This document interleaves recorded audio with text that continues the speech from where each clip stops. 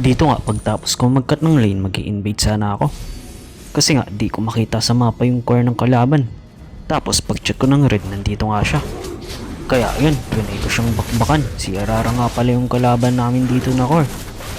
Tapos biglang pumunta dito si Silong. Sayang, patay na sana si Arara. Pero ako pang namatay.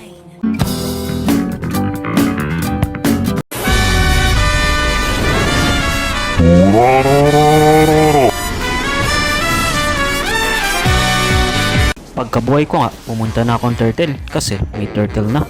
Dito na din yung mga kalaban, pati yung mga kakampi. Ayan, half HP na lang si Hirara. Dahil sa'yo, namatay ako kanina, kaya kailangan kang mamatay. Tsaka parang wala na din kumontes sa amin sa turtle. Tapos ayun nga, nakuha din namin dito yung turtle.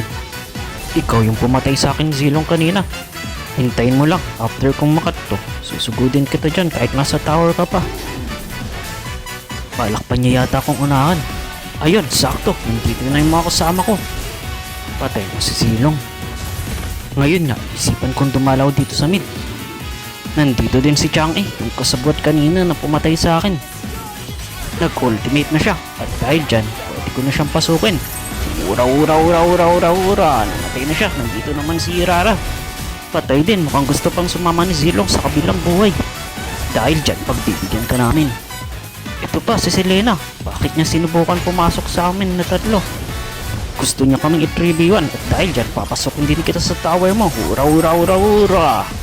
Dito nga nakita ko yung mga kalaban, pinagtutulungan yung kawawa kong kakampi na si Gusion at si Cobra, kaya pumunta na ako.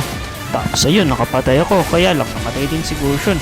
Tapos mukhang wala na akong kasama dito, babalik na ako.